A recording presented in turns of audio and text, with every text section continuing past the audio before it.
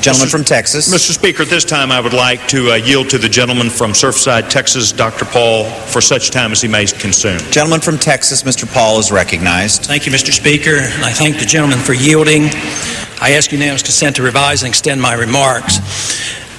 I rise with some bit of ambivalence with this rule, but I will support the rule. I was concerned about a special issue with the post office and was hoping that we could address this in detail, and that has to do with the regulations that I consider very onerous and very maliciously placed on these private mailboxes, these commercial mail receiving agencies, and I was very hopeful that we could deal with that. But it does indicate that we will have another chance to do that. I have an HJ resolution under the Congressional Review Act, HJ Res 55. If that were to pass, we could rescind all those regulations. Currently, it is my understanding that these regulations have been put on hold. They will not go into effect soon, but the problem still exists, and I see it as a serious problem. First, let me talk about the post office. The post office is a true monopoly. In a free market, there are no true monopolies. Only government can give you a true monopoly. We do have enough freedom in this country sometimes to offer competition to even this monopoly of the post office. And by doing this, these private post offices have been set up to give additional service and privacy to many of our citizens, and they are well used. But now the post office see this as a competition because they are getting services that the post office can't or won't provide. So instead of dealing with this, either providing legalized competition in the post office or providing these same services, instead the post office have issued these onerous regulations to attack these customers. They are forcing these private mailbox operators to develop profiles on every customer, have double identification, and then make this information available to the public and to the post office for no good reason. When I first got involved in this, I did not know which constituencies would be interested in this, but one thing that I have discovered are many of those women who need privacy will use private post offices to avoid the husband or the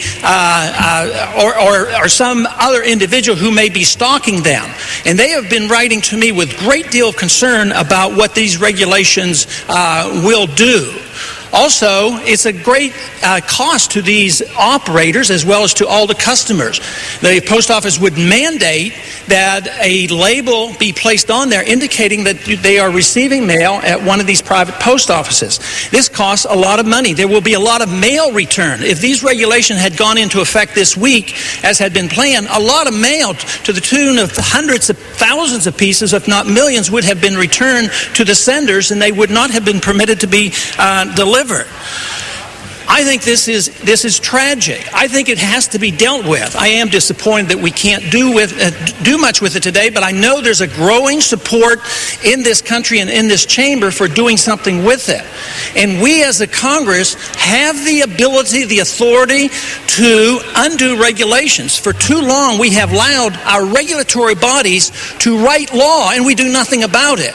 Since 1994, we have had this authority, but we never use it. This is a perfect example of a time that we ought to come in and protect the people, try to neutralize this government monopoly, and help these people who deserve this type of protection and this type of privacy. And I yield to the gentleman. I want to say to my friend that I think he raises a question that's a good question that it should be raised, should be looked at. It will not come as a surprise to him that we don't agree on all of the aspects of what he has said, but he certainly raises an issue that ought to be focused on. I know in talking to Chairman Colby that he shares that concern, and I want to assure the gentleman that both Mr. Colby and myself will be looking at this. Furthermore, as the gentleman may know, the Postal Department has made very substantial changes to its initially sponsored resolution.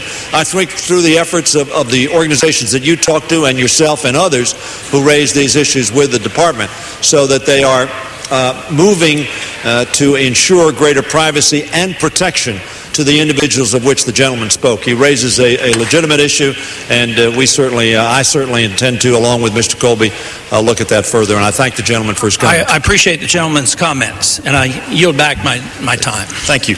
In furtherance of this discussion, as has been discussed by Dr. Paul and the gentleman from Maryland, Mr. Hoyer, I would like to also say to Dr. Paul and Mr. Teehart from Kansas, I'd like to thank them for bringing this issue up. Chairman Dan Burton, Chairman Colby have also been a part of working with the Postmaster General, General Henderson, on reasonable changes as a result of the marketplace. Mr. Speaker, I yield back the balance of my time and move the previous question on the resolution.